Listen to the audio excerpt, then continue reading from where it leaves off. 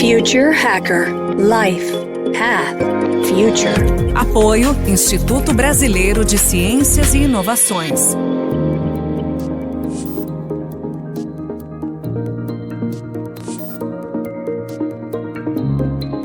Olá pessoal, tudo bem? Bem-vindos aqui ao primeiro episódio do Future Hacker, que na verdade é uma iniciativa entre a SoSA e a Leme Growth, e o grande objetivo desse podcast é um embarque para o futuro. Falar de tecnologia, singularidade, experiências imersivas, energia limpa, economia circular, medicina genômica, enfim, um pé no futuro, e a gente traz para a realidade para a gente discutir agora. Como nosso primeiro convidado, o Sérgio Cavalcanti. Ele é um inventor, inovador, um cientista que está há muitos anos fazendo belos projetos, participou do Google Lunar, de projetos de missão de WiMAX na Nigéria. Ele tem um currículo extenso de inovações. Ele até se gaba de falar que é a única pessoa que nunca teve um emprego na vida, sempre criou os empregos.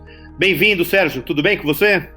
Olá, André. Tudo bem? Como está? É um prazer estar participando aqui desse projeto, nessa fase inicial. É uma honra, me sinto bastante lisonjeado por estar sendo aqui o convidado número 0.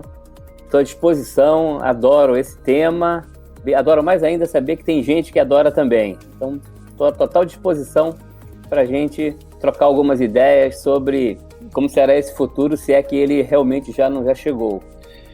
Perfeito, Sérgio. Vamos lá para a primeira pergunta quente.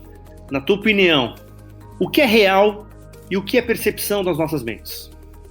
A gente precisa inicialmente separar essa pergunta do campo filosófico para o campo científico, né? Vai encontrar os nihilistas, a caverna de Platão, diversas discussões sobre a realidade, e sobre a tecnologia nós vamos escutar pessoas como Raymond Kurzweil, o pessoal da singularidade, o próprio Elon Musk, que disse que a gente vive num videogame de ETs. Então a gente tem que fazer uma separação. Mas eu acho que uma boa dica sobre a realidade vem da definição de Heisenberg, da equação de Schrödinger. É algo mais ou menos assim, você realmente não consegue medir todas as grandezas ao mesmo tempo sem interferir ela. Então, a pergunta mesmo é se nós fazemos parte da realidade ou não, ou seja, se é uma realidade interpretativa ou se a gente realmente faz parte da realidade. Você vai medindo uma coisa muito pequena, quando você chega lá no elétron, no quark, você altera aquela realidade, ela já passa a ser, segundo o seu ponto de vista, e aí vem a relatividade, segundo sua perspectiva, ela passa a ser uma realidade que você observa e interfere, e para um observador fora de um referencial não inercial, a realidade é outra. Agora, em termos mais práticos, eu acredito que a gente está fazendo uma fusão do imaginário com o mundo pragmático, para o mundo físico. Então, eu acho que a gente já teve uma distância muito grande entre imaginação e a suposta realidade, e a gente está caminhando para uma fusão muito grande, para uma zona ali onde vai ser difícil a gente saber, segundo os nossos sentidos, o que realmente é real ou o que realmente é imaginário. Então, eu acho que a gente caminha nessa linha. Eu já vou aproveitar essa tua resposta e já vou soltar uma do antigo Abu Janra. O que é para você a verdade? Eu acho que ela continua esquecendo o campo religioso, né? O campo da espiritualidade, e não podemos esquecer, ou seja, estou simplesmente afastando, porque a gente não tem todo o tempo do mundo. Aliás, o único recurso finito no universo é o tempo, por enquanto, no nosso domínio tecnológico. Mas eu acho que a separação continua sendo a mesma. A verdade é aquilo que você é capaz de medir sem interferir. Essa é a verdade. E a não verdade é quando você faz parte do processo e você não consegue se distinguir do fato externo, o fato real, com o fato não real. Então, para mim, assim, de uma forma bem pragmática, a verdade ela segue os mesmos princípios do princípio de incerteza de Heisenberg, da equação de onda Schrödinger, Esse é um bom caminho para a gente pensar sobre a verdade, ou seja, o quão distante a gente está do fato para apreciar a verdade ou não. Agora, aproveitando isso, Sérgio, se eu imaginando a inteligência artificial, para onde que ela está caminhando, você acredita que a gente pode chegar a um momento em que essa verdade que você acabou de falar, que a pessoa não pode interferir, e quando você entra em inteligência artificial, ela pode criar, até onde que você acha que pode chegar isso? Para você desenvolver um programa que conseguisse mapear e computar todos os átomos do universo, você precisaria o equivalente a um buraco negro de 100 km de diâmetro. Isso no universo é trivial. No momento em que você passa a ter a possibilidade energética, não vamos falar de bit, vamos falar de energia, você passa a ter uma capacidade energética viável de conseguir mapear 100% dos átomos de todo o universo conhecido, praticamente você não tem como criar um conceito de limite para a inteligência artificial. O grande ponto aqui é que no salto da não inteligência artificial, ou seja, da programação convencional, vamos sintetizar os termos, para a inteligência artificial é que você sai de um conjunto de if, then, else para um conjunto capaz de se modelar e aprender. E essa inteligência artificial, hoje ela aprende muito com os humanos, mas um dia essa inteligência artificial vai aprender com um gato e vai recusar ou não aquele aprendizado, que a gente vai chegar muito próximo, acredito, em menos de 5 anos, nesse nível. Capacidade de recusar conhecimento vai ser algo fantástico, vai ser algo que, infelizmente, os humanos não têm, porque a gente tem um circuito de memória que veio evoluindo a favor da nossa sobrevivência no planeta, mas a nossa capacidade de esquecer, ela não é tão seletiva, ela é mais evolutiva, né? A gente esquece certas coisas. Aliás, um dos motivos de nós gostarmos de notícia ruim é esse. Alguém fala para você, tem uma maçã ali, aí você tá bom, vai para uma área do teu cérebro. Alguém fala, vem um dinossauro correndo. Você vai colocar numa área de prioridade, disparar um conjunto de alarmes. Então, evolutivamente, para a espécie sobreviver, a gente passou a ter uma retenção maior de notícias ruins do que de informações positivas. Então, a inteligência artificial também vai passar por isso. Para a sobrevivência dela, ela vai ter que ser capaz de ser seletiva na retenção de informação. Esse vai ser um momento que eu quase coloco ele como o verdadeiro momento da singularidade. Essa seria a minha próxima pergunta. E o que é esse momento da singularidade, Sérgio?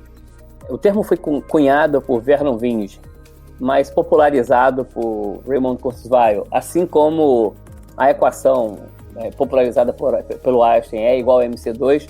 Na realidade, há uma discussão muito grande de que ela foi deduzida por um italiano chamado Olinto di Prieto. A singularidade formal, como definida por Kurzweil, é um ponto onde você tem, por um custo extremamente acessível, a mesma capacidade de processamento do cérebro humano por unidade volumétrica. Ou seja, você teria o mesmo número de transistores, para assim exemplificar, por nanômetro, micrômetro, subnanômetro cúbico. Esse momento deve acontecer quando a gente estiver começando a simular a capacidade mental de um mamífero pequeno em 100% das suas capacidades. Eu já penso um pouco diferente sobre a singularidade. Eu acho que a singularidade é um ponto aonde você perde justamente a noção, me remetendo à sua primeira pergunta, sobre a realidade. Ou seja, você perde a noção se você é um produtor ou um consumidor.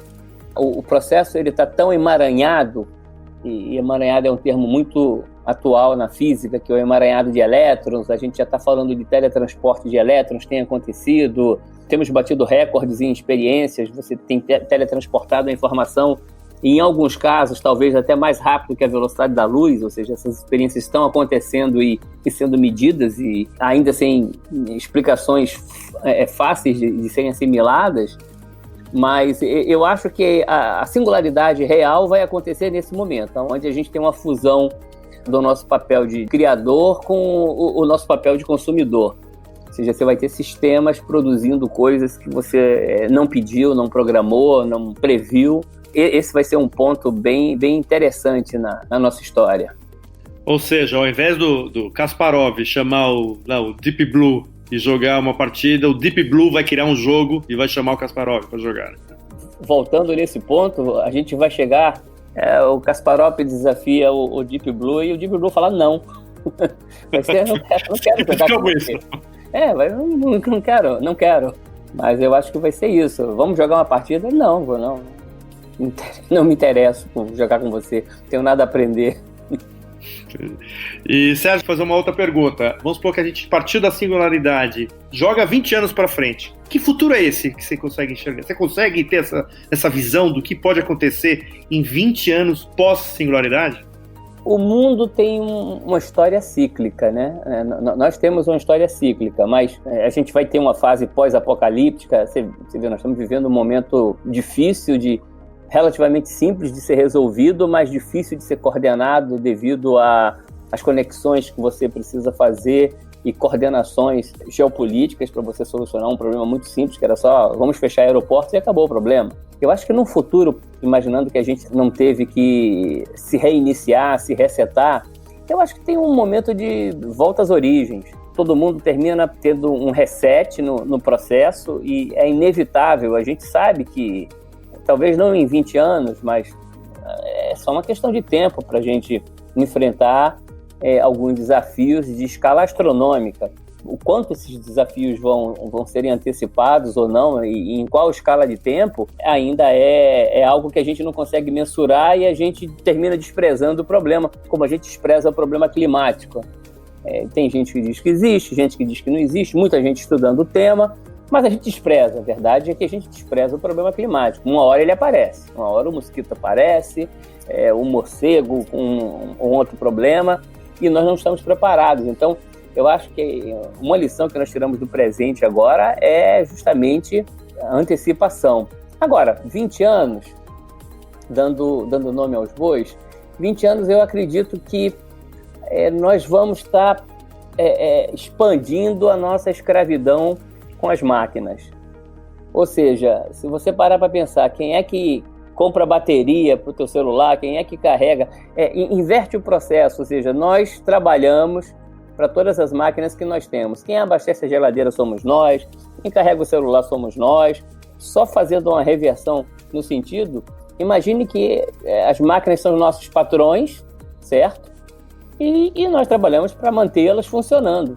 Deveria ser o contrário. Deveria ser a gente fica parado e elas nos mantêm, mas é exatamente o contrário que acontece hoje em dia. A gente tem um trabalho físico extra, financeiro, econômico extra para manter elas funcionando. Talvez a gente chegue no Matrix, né? Mas se você parar para pensar, eu trabalho para minha geladeira e ela me dá algo em troca. Perfeito. Pessoal, a gente está chegando aqui ao final do primeiro bloco desse papo legal aqui com o super inventor cientista, que é o Sérgio Cavalcanti, e nós vamos no próximo bloco falar um pouco da experiência dele no Google Lunar, que ele participou de um concurso internacional, que ele vai contar um caso aí bem interessante pra gente, vai falar um pouco também da experiência dele na África. Então, logo mais no segundo episódio, nós vamos aqui ter novamente aqui o Sérgio com a gente, tá bom? Pessoal, obrigado, nos vemos em breve. Um abraço. Future Hacker. Life. Path. Future. Apoio Instituto Brasileiro de Ciências e Inovações.